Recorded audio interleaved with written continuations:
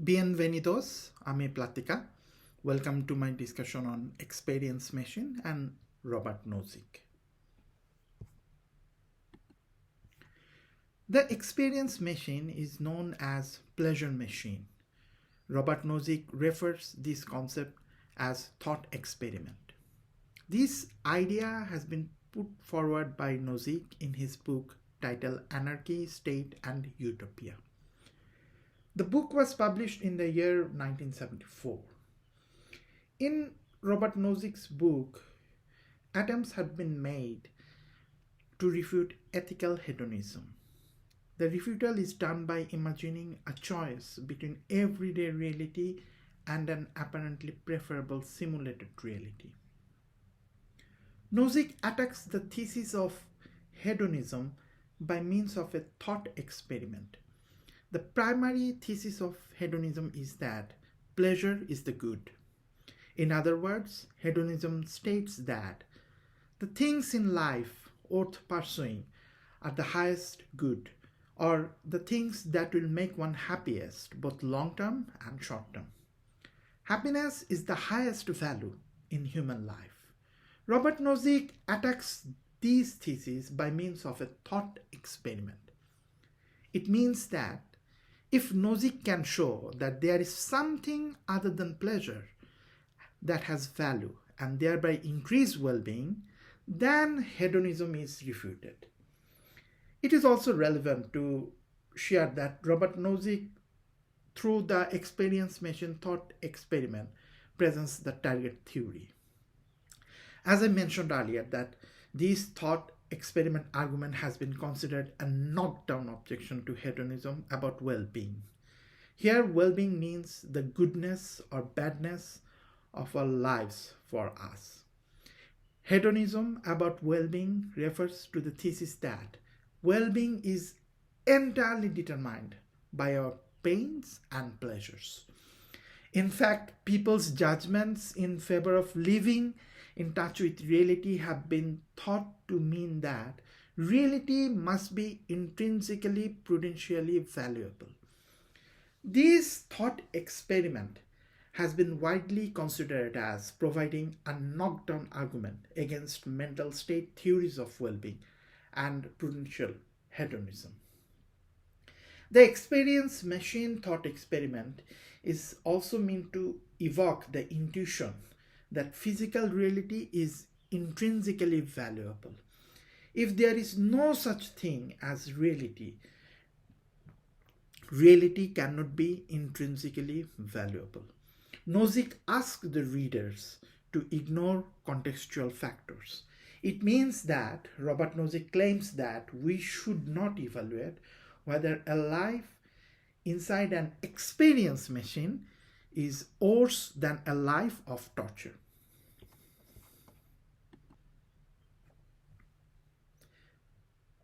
The experience machine has been mostly understood as a thought experiment directed against prudential hedonism. The points being made against prudential hedonism by the experience machine thought experiments equally apply to non-hedonistic mental state theories of well-being. Mental state theories of well-being value subjective mental state. It means that the mental state theories value how our experiences feel to us from the inside. In other words, these theories, that is mental state theories, do not dispute that states of affairs contribute to well-being. Mental state theories dispute that state of affairs intrinsically affect well-being. According to these theories, getting accepted a poster presentation makes one's academic life go better only instrumentally because it makes pleasure. In any case, preferably because prudential hedonism is the most famous mental state theory of well-being, the experience machine thought experiment has traditionally been used against this particular theory. In philosophy, prudential hedonism is referred as the target theory of experience machine thought experiment. However, the argument based on it is equally applicable to any other mental state theory of well-being. It is clear that experience machine thought experiments target theory is prudential hedonism, not hedonistic utilitarianism. So the offer to plug in does not concern maximizing pleasure in general, but one's own pleasure. Well-being concerns here what is ultimately good for a person. Experience machine is considered to provide a virtual reality that is experientially real. Thus, the users need to be oblivious of the experiences and choices that led them to plug in. So, the experience machine points attention between two requirements of experience machine. Number one requirement, preserving personal identity, and requirement number two is the providing exceptional experiences that feel real. Drawing a clear-cut distinction between moral and prudential concerns should help refine the relevant judgments regarding the experience machine thought experiment. By Robert Nozick's stipulations, only prudential judgments are at stake in these thought experiments. However, according to the experimental evidence, the absence of a clear-cut distinction between morality and well-being seems to be the default framework. To sum up, I can say that moral concerns constitute a plausible case of imaginative resistance, distorting philosophers' judgment about the experience machine thought experiment. However, nevertheless, if we consider only prudential good, this claim seems importantly more convincing. In other words, we can say if we carefully reason to dismiss our moral concerns, plugging into an experience machine seems a more appealing choice.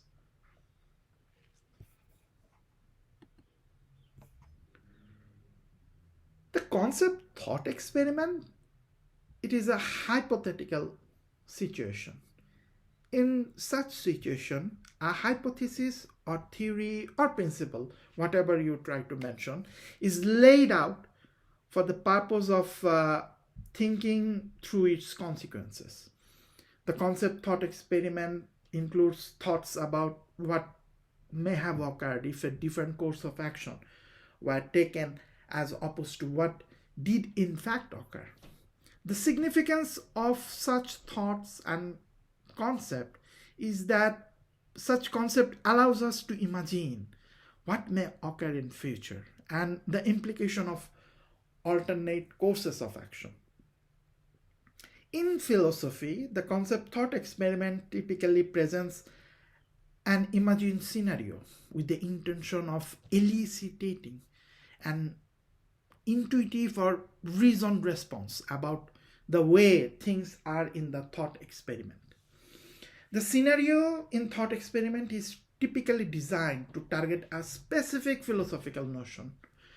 For example, morality or the nature of the mind or linguistic reference. The response to the imagined scenario is supposed to tell us about the nature of that intuition in any scenario, real or imagined.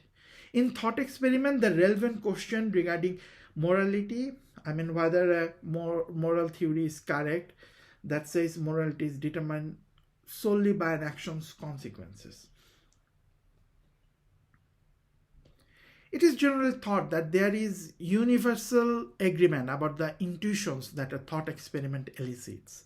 Other philosophical uses of imagined scenario arguably are thought experiments also. In one use of such scenario, philosophers might imagine persons in a particular situation and ask what they would do. For example, John Rawls in The Veil of Ignorance asks us to imagine a group of persons in a situation where they know nothing about themselves and are charged with devising a social or political organization.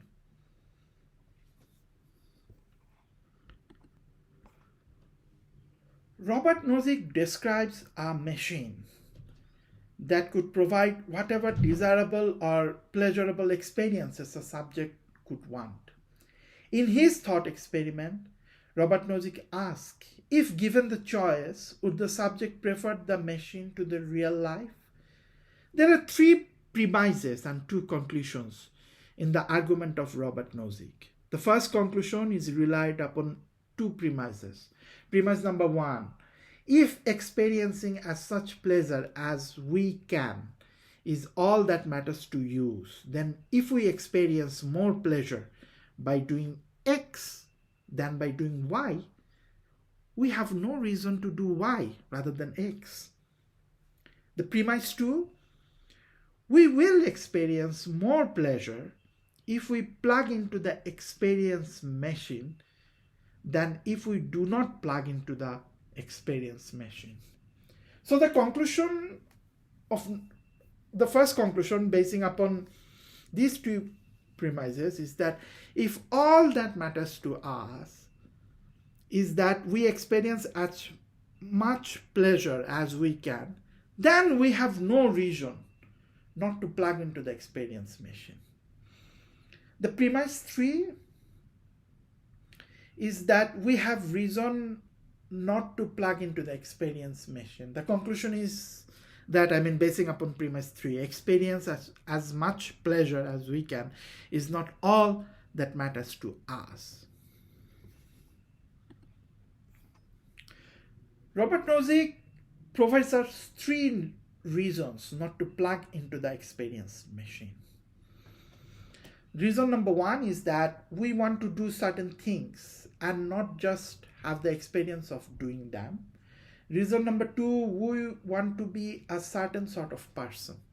And the third reason is that plugging into an experience machine limits us to a man-made reality. We can say that it limits us to what we can make.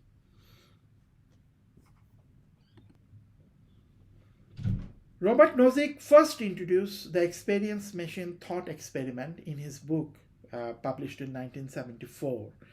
The title of the book I mentioned at the beginning of the discussion is that Anarchy, State and Utopia.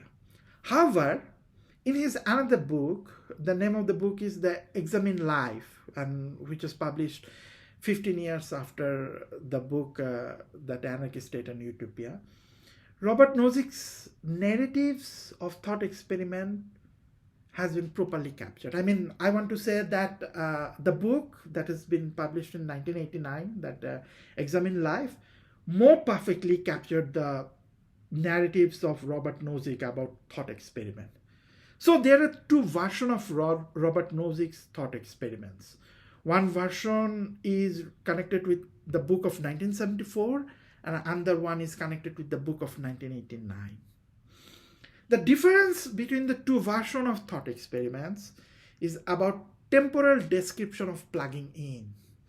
In the 1989 version of the book, that is The Examine Life, more effectively Robert Nozick shared us the tracking choice between the two lives, that is one spent in touch with reality and another one life spent inside an experience machine.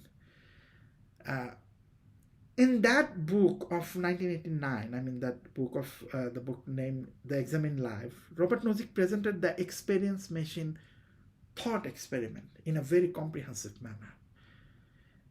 Just think about that concept, that imagine a machine that could give us any experience that we might desire.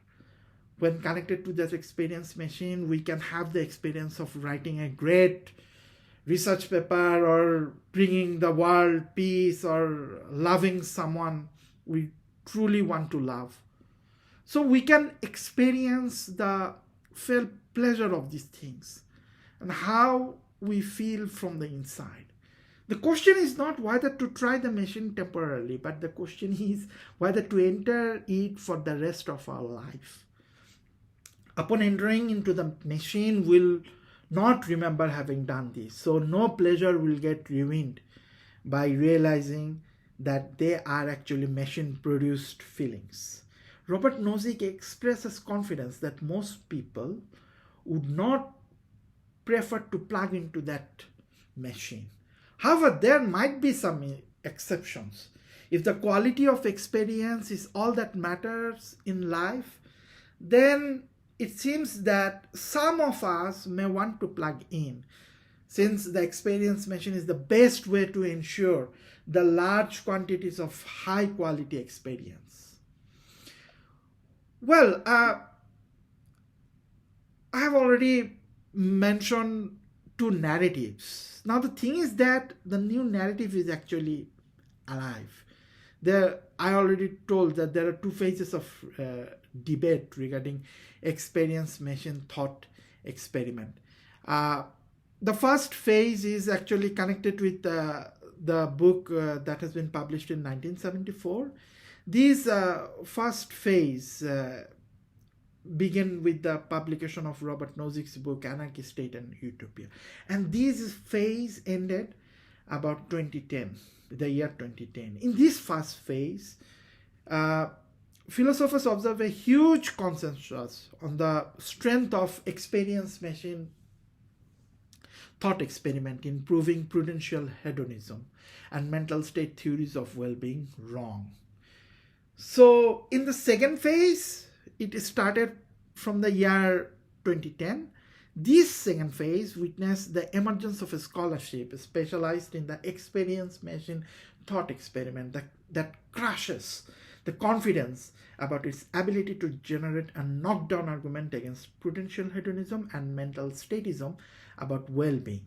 This second phase is spearheaded by anti-hedonistic scholars.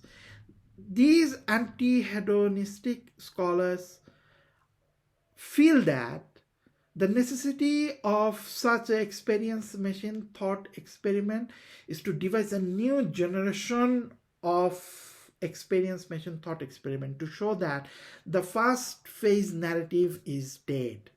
However, further scholarship I think is required to establish whether to what extent these new versions are able to reactivate the experience machine thought experiment and how it accomplishes its goal.